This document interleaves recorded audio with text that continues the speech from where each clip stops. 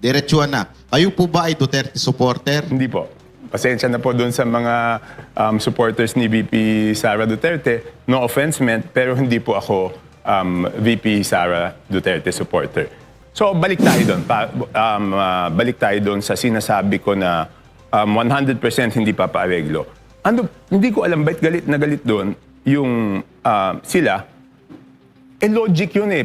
Siguro hindi sila lumalabas ng kanilang opisina. Ako kasi mahilig ako makipagkwentuhan sa mga tao, mahilig ako makipagkwentuhan doon sa mga sa kanto-kanto. Ito naman sentimiento ng tao, eh, ba? Okay, paano ba tayo umabot doon sa sinasabi kong 1 million %?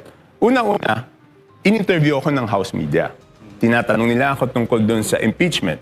Okay? So sabi ko, may mga nag-file yan na naniniwala ako na gusto nila accountability. Sabi mo, Akbayan, Makabayan, sina Kiko D, yan, accountability.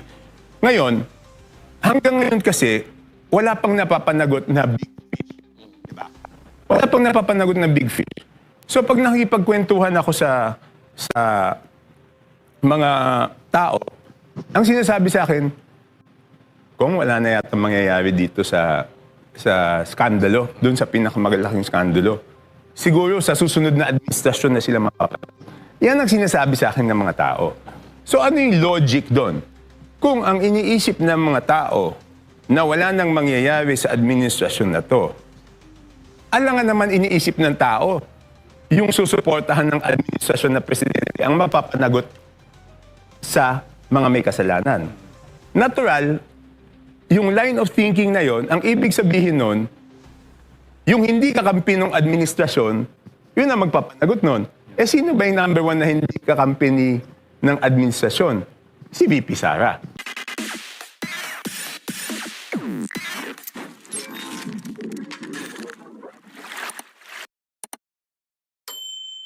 Katulad na sinasabi ni Sir Jack Argota na mainit, kaagaling lang sa DOJ, eh, kasama natin ngayon, mas mainit. Mas mainit, At mas gwapo. Ayaw naman. Ang nag-iisang congressman ng Navotas, si Congressman Toby Tiangco. Magandang Yes, gabi magandang sa iyo, gabi po. Congressman Magandang gabi po. Toby. Yun, magandang araw sa inyo. Yes, Di po ba magandang- galit sa inyo si Trillanes? Hindi ko alam, baka. Hindi, kasi kung paggalit si Trillanes, yung ini-interview natin, lahat na naman tayo may kaso. Gano'n kasi yun, pagka si Trillanes ang tinitira, kahit yung nag-i-interview kinakasuhan. Pero itong si Congressman, grabe ho ito kasi mainit ang binibitawan nito palagi pagdating sa issue ng impeachment at saka sa Kamara. At kung hindi nyo matatanong, Congressman ito ngayon, kasalukuyan. Pero iba ang tinig niya compare doon sa mga kasamahan niya. At yan ang ating pag-uusapan ngayong araw na to. Ayun na nga, syempre, simulan nyo na. Unang tanong natin- Umano muna tayo. Sige. Tingnan muna natin si Kong ng konting introduction. Kong. Unang-una, magandang gabi po sa lahat ng nanonood. Salamat at naimbitahan niyo po dito. Kung ano man yung tanong niyo, sasagutin ko. Yun ang maganda.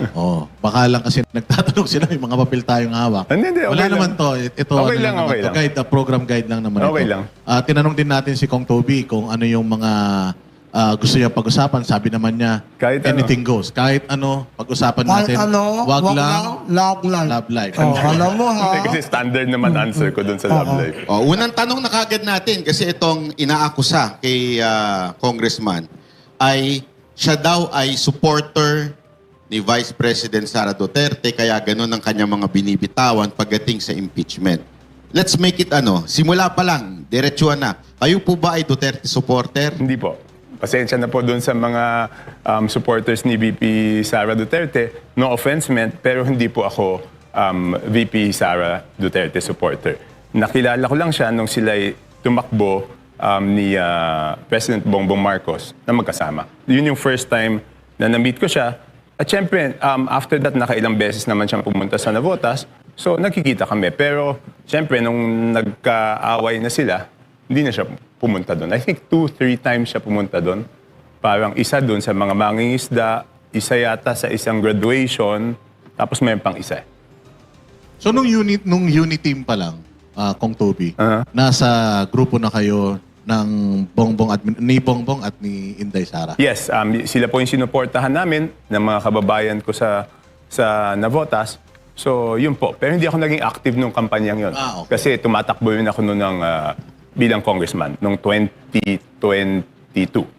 So fake news yung kumakalat sa social media. Na. Kasi may kumakalat na parang meme sa social media na parang sinasabi mo na hindi ka hihinto hanggat hindi nananalo si VP Sara. Something like that. And hindi pa ako decided kung sino yung susuportahan ko sa 2028. Pero yan naman ang problema, di ba? Pag hindi nila magustuhan yung sinasabi at tila pumapabor kay VP Sara, sasabihin na nila na DDS ako. Dati, nung medyo yung sinasabi ko ay isip nila, pumapabor naman kay BBM, sinasabi nila na masyado akong sip-sip kay BBM. Sa akin kasi, in my whole political life, kung ano yung tama, yun ang sasabihin ko eh. Bigyan ko lang kayo ng history. Una akong naging vice mayor 1998. Naging mayor ako 2000. From 2001 to 2010, ang presidente nun is si GMA. Kung makanuna ba, halo ka lang, nabotas na, nabotas. Apo, nabotas. Okay. Ano kung nabotas lahat, ha? Apo. Nag-mayor muna ako hanggang 2010. So, nung time na yon, ang presidente nun si GMA. Mayor ako pero buong 9 years na yun, hindi ko kakampi si GMA, no? So, sa akin, hindi kasi ako yung kailangan laging kumampi sa administrasyon. In fact, ang unang administrasyon na naging kakampi ko yung presidente is kay Presidente BBM. Kasi pagkatapos ni GMA, 2010 to 2016, Pinoy naman. In the beginning, sumama ako sa majority sa House, pero di ba in-impeach si CJ Corona noon? Ako yung lone witness ni CJ Corona na nagsabi sa lahat ng miyembro ng House of Representatives na hindi naman pinabasa sa amin yung impeachment complaint na yun, di ba? So, even napaka-popular ni Pinoy noon, at siyempre, hindi naman ganun kapopular si CJ Corona. Kung ano yung totoo, sinabi ko. 2016, hindi si President Duterte ang sinuportahan ko. So, nung nagbotohan kami sa Congress noon, hindi rin ako majority noon. Independent din ako noon. So sa akin, kung alin yung tama, doon ako pupunta. Minsan nga, yung tama, hindi nga siya popular. Pero ang prinsipyo ko kasi is, what is right will always be right, even if it is unpopular now. Kasi later on, mapapatunayan naman na tama ka. Hindi mo lang alam kung 1 taon, 2 taon, 5 taon. Pero yun lang ang prinsipyo ko eh. So, kaya hindi ako yung papalit-palit ng pag ito presidente, kakampihan ko yon. Pag ito presidente, kakampihan ko. Pag ito presidente, kakampihan ko. Hindi ko kailangan sumipsip eh. Kasi kung maayos yung presidente, susuportahan ko siya sa mga programa. Kung sa tingin kong hindi ayos, pwede naman akong pumuna. Yung una kasing ginagawa ko is, pupuna ako eh. Ang problema dito kasi ngayon, parang iniisip nila, pag may pinuna ka, kalaban ka kaagad eh. Hindi naman siguro dapat ganun eh, di ba? Maganda yung sinabi nyo, Kong, na doon ka sa tama. Opo. Pero may binanggit ka, Kong, na sa interview nyo na magbibigay si BP Sara ng 1 million bawat isang tao. Hindi, wala akong sinabi. 1 million % na hindi siya maaareglo. Hindi, okay, Ayun. okay. Okay. So hindi siya maaareglo. Ibig bang sabihin, unang tanong po, Kong, yung kumakalaban sa kanya, kailangan ng areglo. Okay. Second na question ko, dahil nasabi nyo na hindi kayo pro Sara, parang hindi kayo anti, doon kayo sa tama, diretsuhin ko na rin yung tanong. Kayo po ba, Kong Toby, pro BBM o anti-BBM? Hindi, sinuportahan ko si BBM. In fact, full disclosure, yung wife ko kasi pinsang buo ni BBM eh. Kaya unang presidente na naging kakampi ko is si BBM. Kaya lang, pinupuna ko. Siyempre, pag hindi ako agree, sinasabi ko, no? So, balik tayo doon. Balik tayo doon sa sinasabi ko na 100% hindi papaareglo. Hindi ko alam ba't galit na galit doon yung sila. Logic yun eh. Siguro hindi sila lumalabas ng kanilang opisina. Ako kasi mahilig ako makipagkwentuhan sa mga tao, mahilig ako makipagkwentuhan doon sa mga sa kanto-kanto. Ito naman sentimiento ng tao, eh, ba? Okay, paano ba tayo umabot doon sa sinasabi kong 1 million %? Unang-una, in-interview ako ng House Media. tinatanong nila ako tungkol doon sa impeachment. Okay? So sabi ko, may mga nag-file yan na naniniwala ako na gusto nila accountability. Sabi mo, Akbayan, Makabayan, sina Kiko D, yan, accountability. Ngayon, hanggang ngayon kasi, wala pang napapanagot na big fish. Diba? Wala pang napapanagot na big fish. So pag nakikipagkwentuhan ako sa mga tao, ang sinasabi sa akin, kung wala na yata mangyayari dito sa skandalo, dun sa pinakamagalaking skandalo, siguro sa susunod na administrasyon na sila makapagod. Yan ang sinasabi sa akin ng mga tao. So ano yung logic doon? Kung ang iniisip ng mga tao na wala nang mangyayari sa administrasyon na to, alangan naman iniisip ng tao yung susuportahan ng administrasyon na presidente ang mapapanagot sa mga may kasalanan. Natural, yung line of thinking na yon, ang ibig sabihin nun, yung hindi kakampi ng administrasyon, yun ang magpapanagot nun. Eh sino ba yung number one na hindi kakampi ng administrasyon? Si VP Sara. So doon ko sinabi yung 1 million %. It's just out of usap ko sa tao, tsaka out of logic. Una yan. Pangalawa, alam naman natin, sabi ko mga may nag-file dyan na siguro, prinsipyo talaga. Pero sa likod nun, yung mga hindi pa pinapanagot sa flood control scam, siguradong ayaw nila si VP Sara. So bakit nila ayaw si VP Sara? The reason na ayaw nila si VP Sara is because mapapanagot sila. So ano yung nanggigigil sila doon sa sinasabi ko? Yun naman yung reason, di ba? Bakit ba nila ayaw? Is because mapapanagot sila. Kung sila makalusot dito, doon, hindi sila makakalusot. Correct. Di ba? So, Common sense naman yun. Ibig sabihin nyo, Kong Toby, logic po yun. Pero hindi... Based sa mga... Ano ibig sabihin ng mga tao na pag sinabi nilang wala na mangyayari dito sa ilalim na administrasyon na to. Tapos sinasabi nila, siguro sa susunod na presidente lang yan. Di ba? Siyempre, alam na natin na ang tinutukoy nila yung presidente na hindi kakampi nung mga dapat panagutin. O sino yung hindi kakampi nung dapat panagutin? Si VP Sara. Di ba?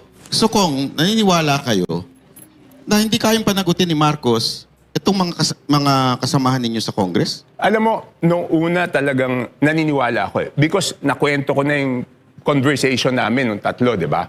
So pinagalitan niya, number 1 yun. Number 2, kaya ako nabuhayan ng loob because sinabi niya doon sa SONA, di ba, na mahiya kayo. Obvious naman ang sinasabihan ng mahiya kayo, yung mga nahan doon, hindi naman yung mga nanonood, di ba? Sino ba yung sinasabihan nun? Pero ang tagal na di ba? Wala pa ring big fish hanggang ngayon So nakakainip na.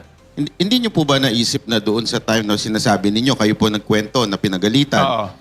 ni Marcos si Romualdez? Oo. So may alam si Marcos sa nakawang nagaganap. Hindi, alam niya, natuklasan lang niya yun nung time na yun Kasi may nagsumbong sa kanya. Okay? Ang nangyayari kasi doon, ganito, no?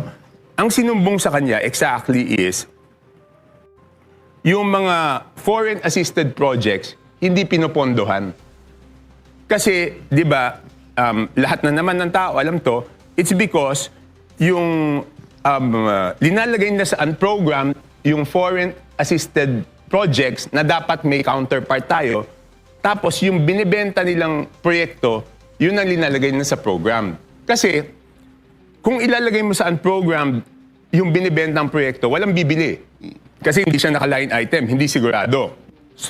So, linalagay niya sa unprogrammed, tapos yung mga binibenta, nilalagay niya sa program. So, pinagalitan niya noon. At sinabi niya na dapat ayusin yan sa BICAM. Kaya lalong nagalit is because hindi inayos sa BICAM.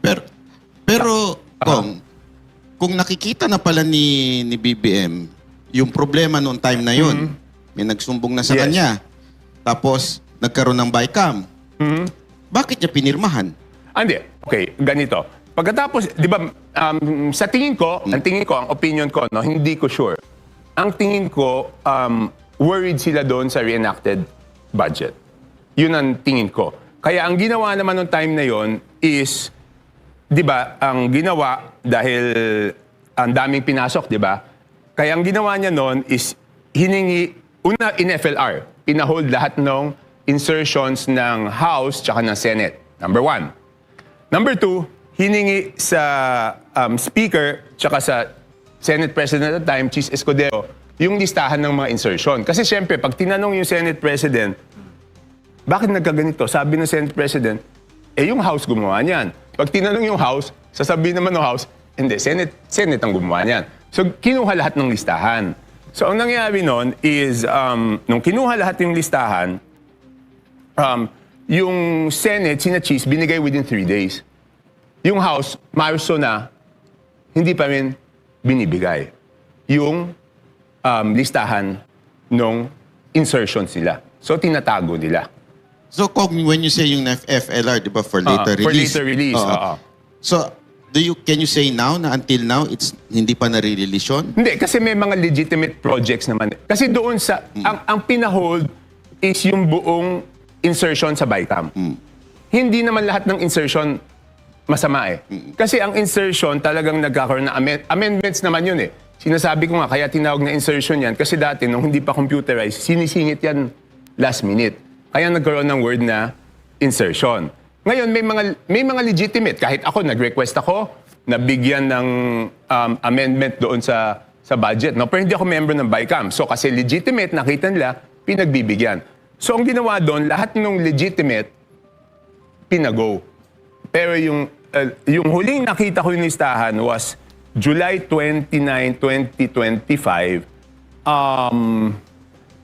Merong mga 80 billion na talagang hindi na pinayagan. So yun ang nangyari nun.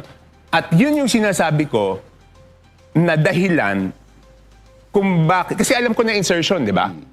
So yun yung sinasabi ko na nung first impeachment, yun ang dahilan kung bakit na pinilit. Because it does not make sense, di ba? Feb 5, last session day namin. Okay? Ang susunod na session is June 2. So sabay naman kami na Senate. So alam namin sa House na wala nang oras yung Senate para talakayin. Okay? Bakit ipipilit yung impeachment ng Feb 5 kung June 2 pa yung tatalakayin sa Senate? So ang sabi ko nun, ang dahilan talaga nun, ng Feb 5, no? Hindi rin ako pumirma nun.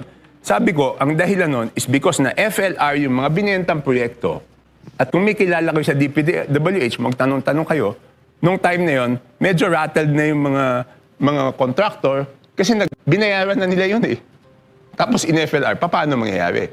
So yun ang mekanismo na ginamit para hingin na i-release. Kasi alam ko yon dahil noong March 25, tinawagan ako ni Congressman J.J. Suarez. Sabi, request mag-meet kami ng gabi sa Manila Golf. So nag-meet kami. Sabi niya sa akin, Toby, tulungan mo naman kami na ilabas yung mga ano. Sabi ko, bigay niyo sa akin yung listahan ng proponent. Kasi ayaw nila ibigay kay SecMi na pangandaman ng DPWH noon yung sino yung proponent. Okay? So sabi ko, ilisulat niyo, ilabas niyo yung sinong proponent. Sabi niya, paano yan? May namuhunan na dyan. Sabi ko, hindi ko problema yan kung may namuhunan dyan. Bakit nyo naman binenta ang eksaktong word ko, bakit nyo naman binenta yung political capital ng presidente?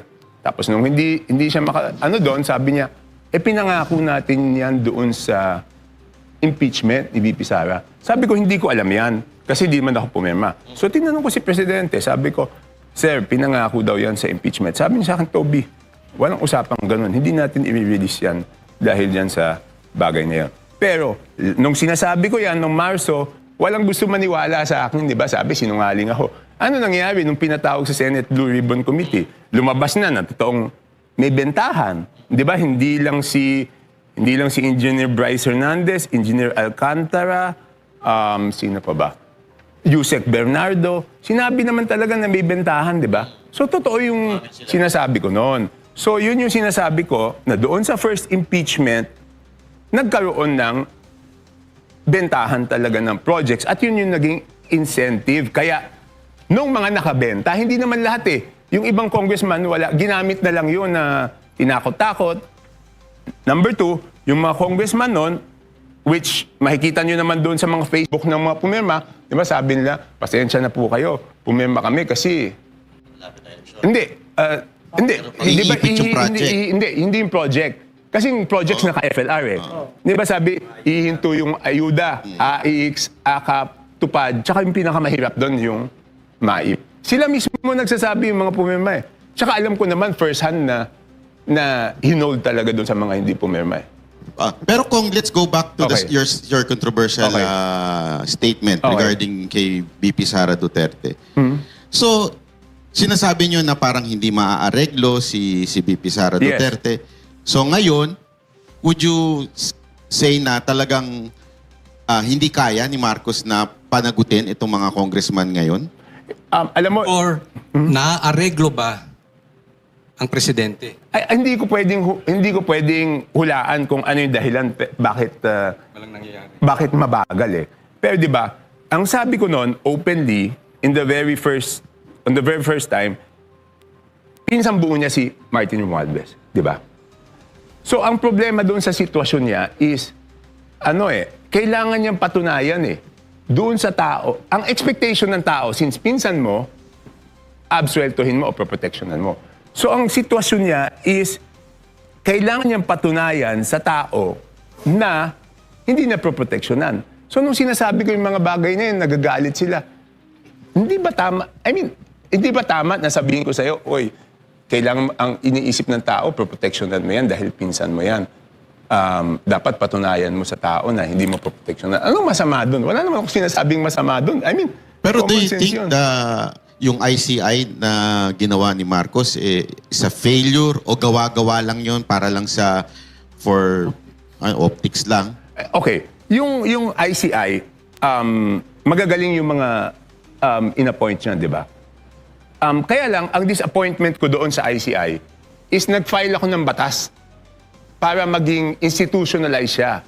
Yung infrastructure, Independent Commission Against Infrastructure Corruption.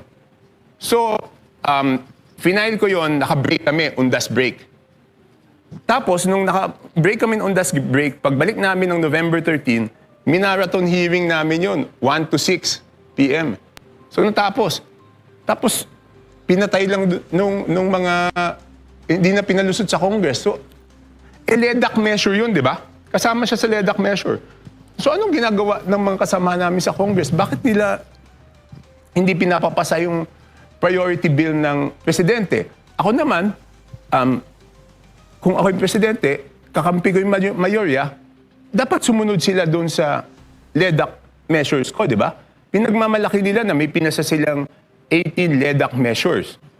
Bakit yung ICAIC bill ayaw ipasa ng mga kampi ng presidente? So that just shows talaga na talagang may mga nahandoon sa Congress na takot sila dyan sa investigasyon na yan. So, anong sa tingin ninyo? Sino ang problema? The President, the former Speaker, or the present Speaker? O baka naman pati yung anak niya? Sino sa tingin ninyong problema? But every time na sinusolusyonan ng corruption, like what you said, yung bill na gusto ninyo mangyari, walang nangyayari. What's the problem with the Congress? Okay. Definitely yung former speaker, maliwanag na yun eh. Hindi magagawa ni Saldico lahat ng mga to kung walang approval ng former speaker. Sa tingin ko, hindi naman pwedeng magawa ni Saldico yon ng walang approval. Okay. Yung bagong speaker, si Boji, yun na nga alam mo, mabait siya, kaibigan ko siya. Pero di ba dapat gawin niya itong mga bagay na to eh. Si majority leader naman, siya yung majority leader di ba? Ang LEDAC bill yan, so it's a LEDAC measure of Malacanang. You are the majority leader. Di ba dapat ipasa mo yung LEDAC? Unless, hindi ko na alam, hindi na ako masyado nakikipag-usap. Ano ba yun? Nape-pressure sila sa mga kakampi nila, iniisip nila na pag tinuloy nila to, iiwanan sila ng mga kakampi nila. But para sa akin, yung mga politiko, you cannot satisfy them eh. Politiko din ako, kasi taon lang maghusga. Ang politiko, ang iniisip nila lagi is yung interest nila, di ba? 2 years na lang presidente si BBM. Pag hindi na presidente si BBM, wala na, iwanan na kayo niyan. Diba? So, ang pinakamahalaga, habang nahandyan ka, gawin mo yung tama, hindi yung papasayahin mo yung politiko. Dahil yung politiko, wala yan eh. Pag wala ka na sa pwesto, Pero ito, Pero tapos na, wala na. Pero kung dugtungan ko yung sinabi, kasi sinasabi nyo na hindi dapat baliwalain si speaker, dating speaker, na hindi niya ipagtatanggol. Pero dito nakukonfuse yung taong bayan eh. Dahil andun yung anak niya.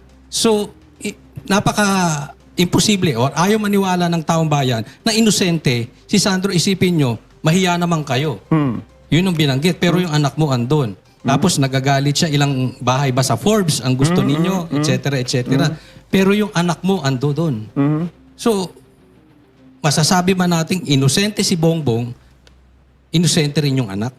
Ay, alam mo, syempre, pag ako nagsabi na alam ko, dapat first-hand information, di ba?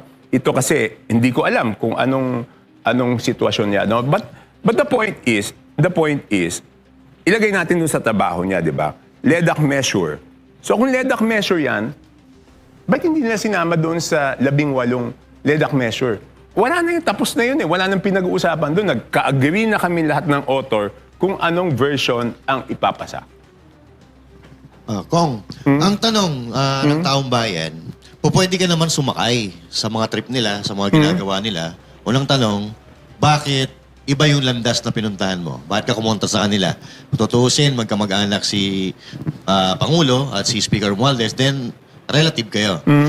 Pangalawang tanong, may usap-usapan kasi, kaya po kayo nagagalit kay Speaker Martin Romualdez dahil expect daw kayo na maging Speaker of the House. Parang, Okay. yeah. So, bakit hindi ako sasama sa kanila? Masisira ako doon, di ba?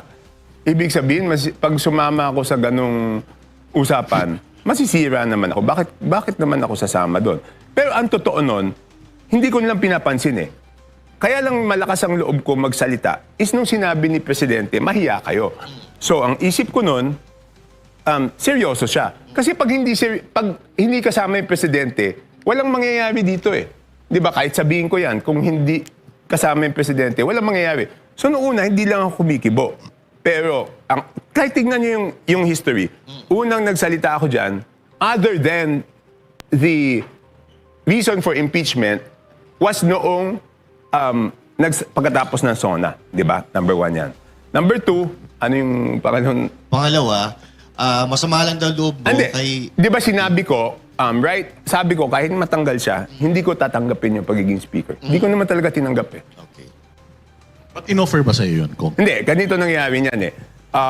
Siyempre, nung tatanggalin na, nag-uusap-usap kami nila Albi, Benitez, tsaka ni Duke. So, nung tinanong kung interesado ka, sabi ko hindi. So, si Boji na lang. So, sinuportahan ko si Boji noon.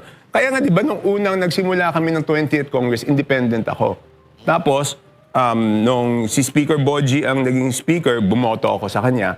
Pero, hindi ako tumanggap ng kahit anong chairmanship, kahit nga membership, hindi ako tumanggap. Kasi sabi ko, tignan ko muna. Baka naman hindi rin masusunod si Boji dito, ano gagawin ko? Di ba? So, kung sinabi nyo kanina na hindi magagawa ni Saldico kung wala si Martin Romualdez. Yes. Ang pinagtatakahan po ng mga netizen at mga kababayan natin, bakit tinatrabaho or talagang willing hulihin ng administrasyon si Saldico, pero bakit hinahayaan si Martin Romualdez? Hindi ko alam kung ano yung frustration. Kaya nga di sabi ko, ako frustrated, ako disappointed. Sinabi ko rin dun sa same interview na yun. No? Even si Saldico, hindi ko alam kung seryoso ba talagang ulihin. I mean, di ba, doon unang-una, sinasabi ko doon sa DFA, kanselahin yung passport. Sinasabi nila, nako, legally, hindi pa pwedeng kanselahin yan, di ba?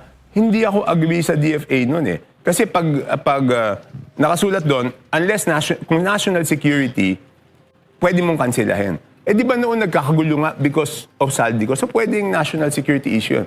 Pangalawa, may abogado naman si Saldico. Yes. di kanselahin mo, pag question, di depensahan nyo. Pero hindi ko na matanggap yung stand na hindi pa pwedeng kanselahin. Sumunod, ang tagal na noong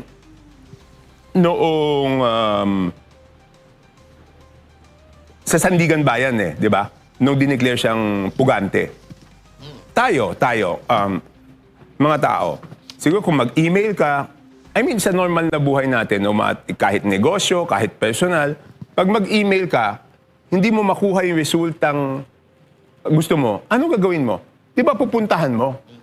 Ito, wala pang pumupunta doon sa part ng gobyerno doon sa Portugal Di ba dapat magdala sila ng high-level team na pumunta doon sa Portugal para kausapin yung mga counterparts nila doon. So, posible po yun, Kong, no? Kung halimbawa, desidido talaga sila na pauwiin si Saldico, pwede lang puntahan doon, then makiusap doon sa gobyerno ng Portugal para may balik si Saldico dito. Human nature yan, di ba, sa atin?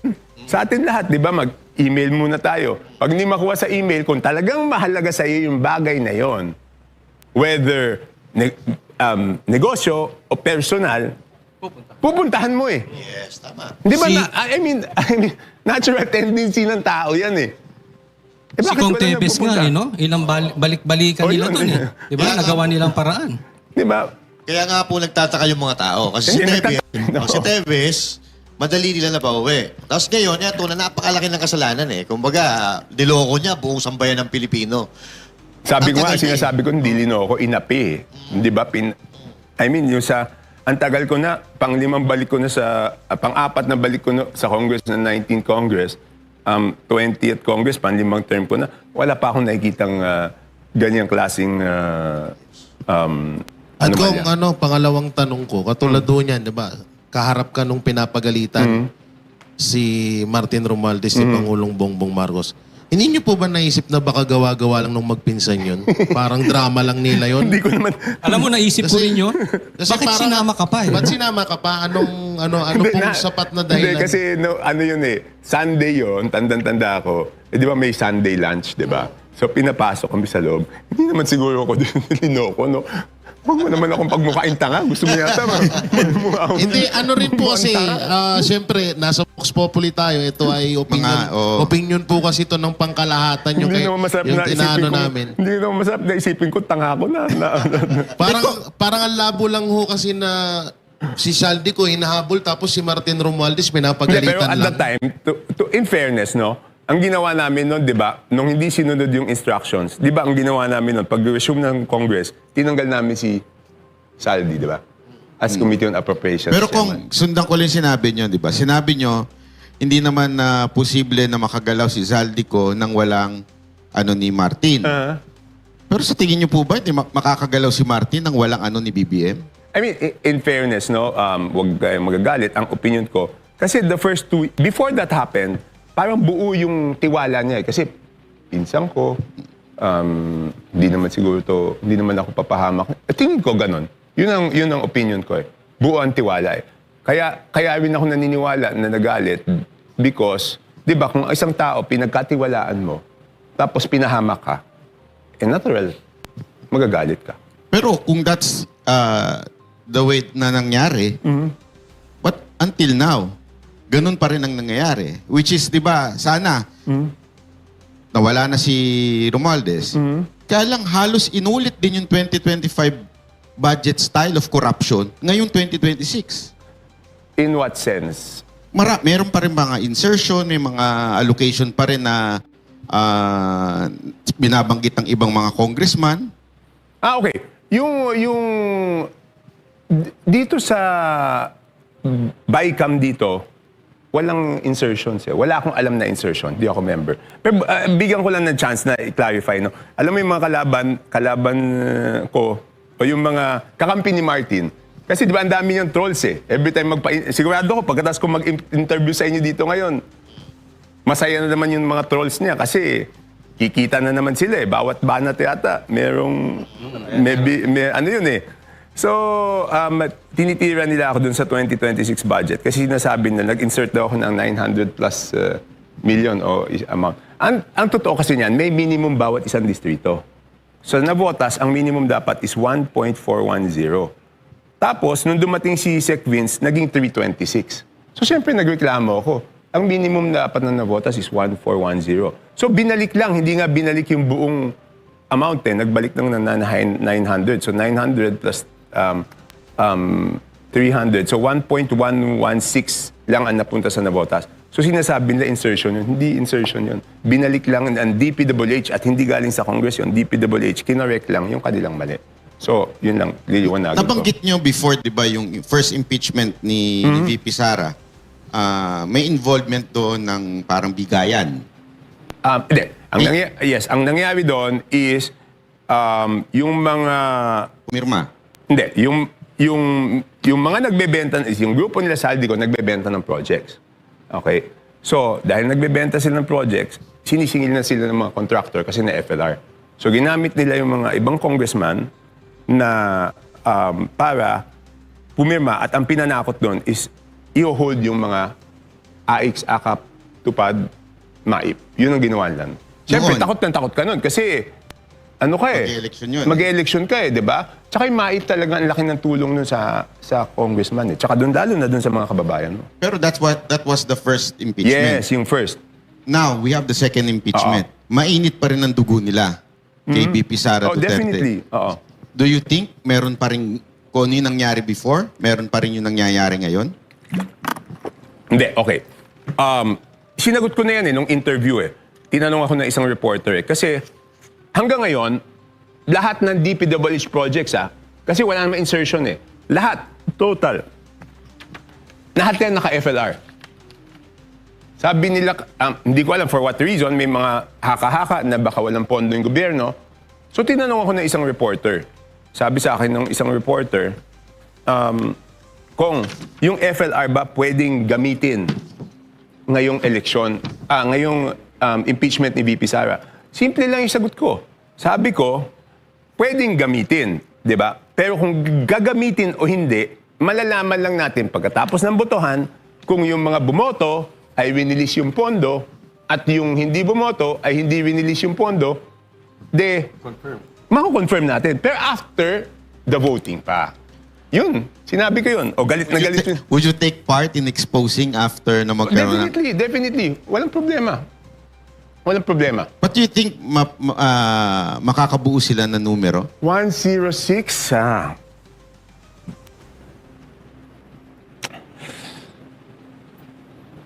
Kasi pag... Okay, ganito lang isip ko. Sa tingin ko, hindi naman nila kayang tanggapin na hindi na makukuha yung 106. Di ba? So, kahit papaano, pipilitin siguro yan. Tingin ko. Pero sa tingin nyo, sinong pumipihit? Sinong may gusto? Sino ang talagang pinuno nitong impeachment na ito? Kasi hindi naman tayo pwedeng maniwala na dahil sa ebidensya. Wala nga silang ebidensya eh. Nag-fishing nga sila ngayon eh. Hindi, yun na nga eh. Di ba, ang statement ko dyan is, nakita ko yung last hearing, bakit, di ba, ang pinipintasan, isa sa mga sinasabi na is yung SALN. Di ba? Ang sabi ko nga, yung SALN, napaka-ipokrito naman. Di ba yung Congress nga, ayaw ilabas yung SALN ng mga congressman, di ba? Tapos, hahanapin mo yung kasalanan ng isang tao base sa SALN. Yung mismong Congress, ako linabas ko. Linabas ko na sa public nung Pero isa-isahin niyo yung member ng Committee on Justice noon. Kung linabas na lang yung SALN nila. Ang tingin ko, kung ikaw ayaw mong ilabas yung SALN mo, wala kang karapatan na manghingi na pintasan yung SALN ng ibang tao. Okay. Ang pinakaayaw ko kasi is yung ipokrito. Di ba? Number one, ipokrito. Number two, yung double standard. Alam mo, yung double standard, ang pananaw ko, ang double standard, dyan nagsisimula lahat ng kalokohan eh. Because bakit ko sinasabing dyan nagsisimula lahat ng kalokohan? Di ba kaya nga, nakita ko dyan, tinatanong niyo ako doon sa 8 plate, di ba? Yung 8 plaka. Bakit ba ayaw ko ng 8 plaka? Kasi pag sa maliliit na bagay, iniisip mo, iba ka doon sa ordinaryong mamamayan. Hanggang sa malalaking bagay yan, iisipin mo, iba ka. Yung 8 plate gives you a sense na Iba kami. 8 yung plaka. Kaya ako ever since nag-congressman ako 2010, never ko kinuha yung 8 plaka. So, ano ba yan? Sinasabi ko nga, the reason kung bakit tayo umabot na dito sa malaking corruption sa history, ang nasa sentro is yung House of Representatives, is because doon sa isip na double standard. Iba kami. Iba yung congressman.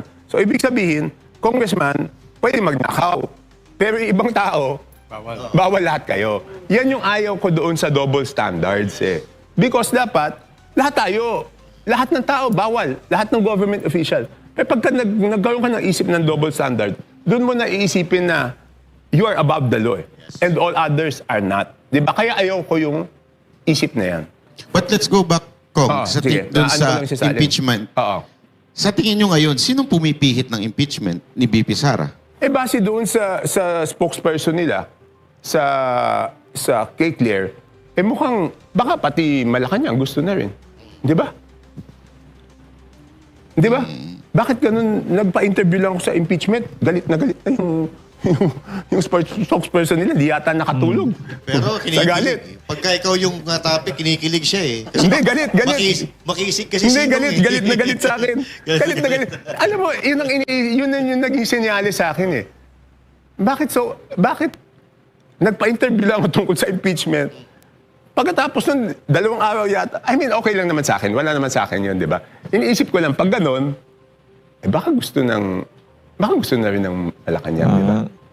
Kung untouchable, parang ganyan ang tingin sa inyo eh. Kasi naalala nyo yung umatake sa gobyerno si Lebiste, tsaka si Kiko, eh binanata ng mga kasama nyo. So parang inaapi sila. Ngayon, pag ikaw yung nagsalita, bakit parang tahimik sila? Ano ba yung hawak? Ano bang meron Ano bang si meron? Kong Toby? Bakit? Hindi. Wala ka pang ethics Ang galing complaint? nyo, ang galing nyo. Ang galing nyo magtanong, ha? Siyempre, lahat ng bala, di ba, lahat ng FLR, kasi di ba, okay, no, March 24, napatawag ako noon sa Malacanang. Because nga, yung House of Representatives, hindi pa binibigay yung kanilang listahan. So, namumroblema si Sec. Mina Pangandaman doon. Kasi sabi niya, Mr. President, kinukulit ako ng mga congressman na i-release daw yung SARO. Hindi ko naman ma-release kasi wala yung listahan ng sa House of Representatives. So sabi ko kay Mina, bakit ba ayaw bigyan listahan? Sabi nila, wala daw sila nun. Sabi ko, Mina, imposible mapasok ang kahit anong item sa budget kung walang kopya yung House of Representatives. At sabi ko, hingin mo ko sino yung proponent. Kasi pag ako humingi ng proyekto para sa distrito ko, dadalhin ko sa distrito ko. Pag isang congressman humingi ng proyekto at dinala sa ibang distrito, sigurado benta yan. Okay? So, sabi, wala daw. Imposible yan. So, doon kami nagkausap ni Congressman J.J. Suarez. So, siguro bakit yung iba hindi nila ako tinitira? Alam ko magkano yung kanila eh. May hawak ka pala ng ano. Ipag-usapan natin ngayon. Last week, inaway ako ni Asidre, di ba? O, di nilabas ko na yung tingog. Isipin mo, tingog, party list, ha? So, takot sila sa'yo. 5.96 billion. Isang party list sa insertion pa lang. Pero kung ang 5.9 party list ba hindi usually may ganyan? Meron, 150 yata. Million. 150 million. 150 million lang. Yung This kanya, one, 5.96 billion. Kasi Eh, walang siguro kasi si Yeda nahandun, di ba? Kaya pala tumahimik si Asidre sa pag-atake Hindi, sa'yo. tinitira pa rin niya ako, pero ayaw niya sagutin kung bakit kailangan dumaan sa kanila yung proyekto ng distrito at hindi yung district congressman. Ayaw niya sagutin yun. Ngayon, Kong, in terms of yung kanina, nabanggit mo yung sa hypocrisy, patungkol sa salin.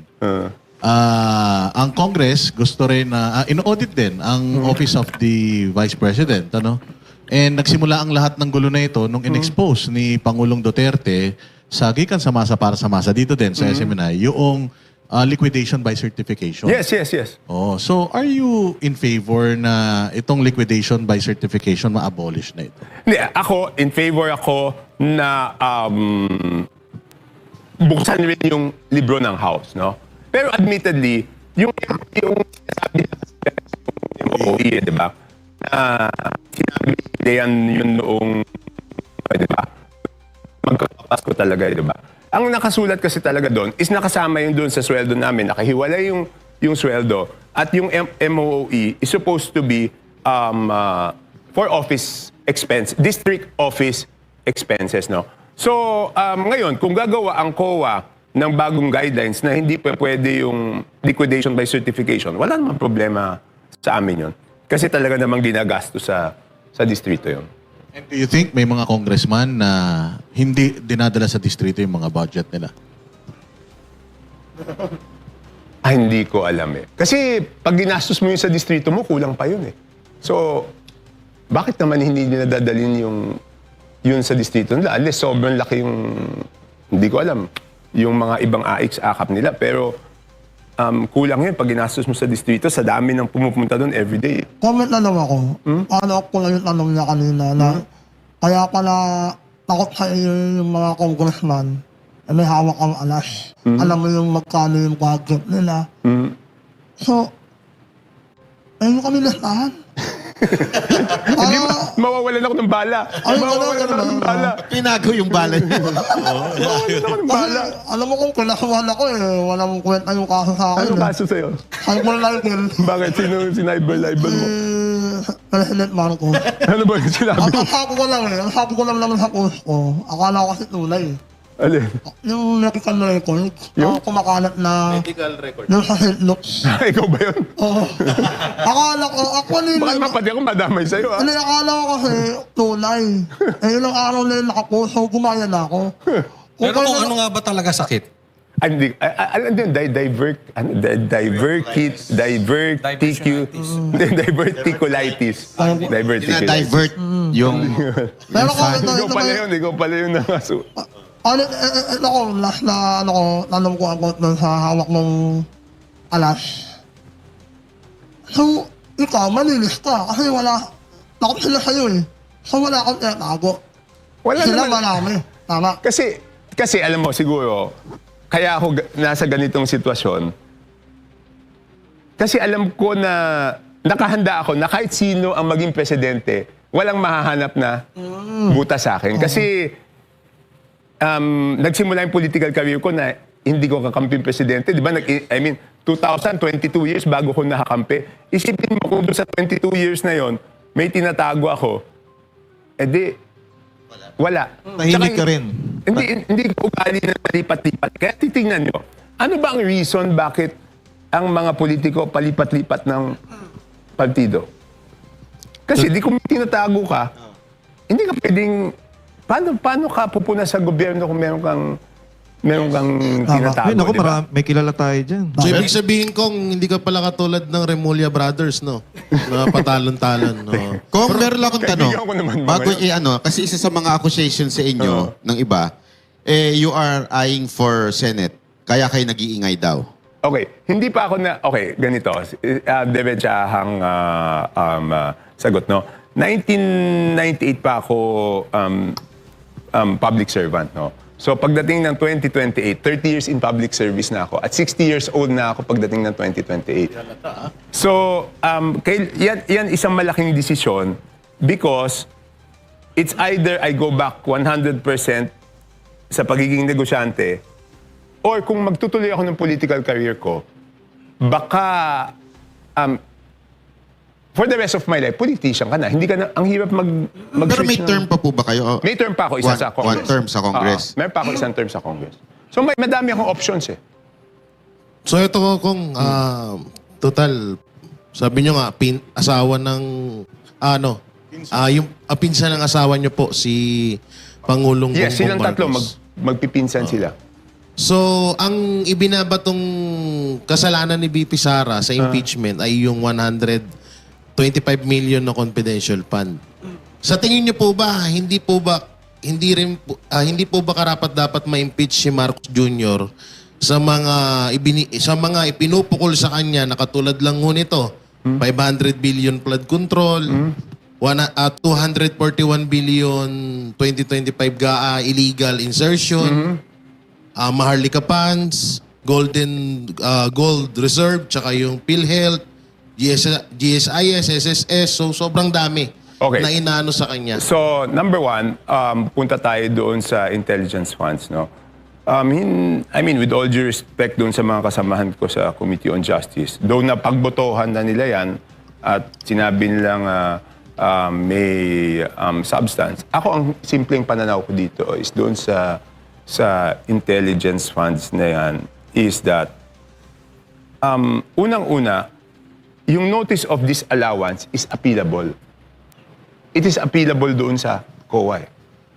And even assuming na mag-rule yung COA doon, appealable ulit yan hanggang Supreme Court. So hindi mo pa masasabi na may kasalanan kasi under appeal pa yung notice of disallowance at wala pang finality doon. So hindi mo masasabi that there is graft and corruption. Ngayon, pagdating doon sa sinasabi mo kay Presidente Marcos, pinagbotohan yun na insufficient in substance kasi walang material facts, di ba? So ang sinasabi ko, kaya nga hindi pa pwede double standards eh. We have to apply the same standards sa lahat. Kaya nga sinasabi ko, dapat same standards ang gagamitin doon sa impeachment ni VP Sara. So, bakit ngayon lang kayo naghihingi ng mga dokumento, di ba? Ng mga ebidensya. Kaya lang, pinagbotohan na doon, ano naman magagawa ko? But nasa majority pa rin po ba kayo ngayon? Oh, pero, I mean, nasabi lang sa majority, pero since hindi naman ako tumanggap ng kahit anong komite, libre naman akong gawin kahit anong gusto kong gawin. Dahil hindi naman pwedeng, di ba si Egay, no, nagsalita, tinanggal nila, di ba?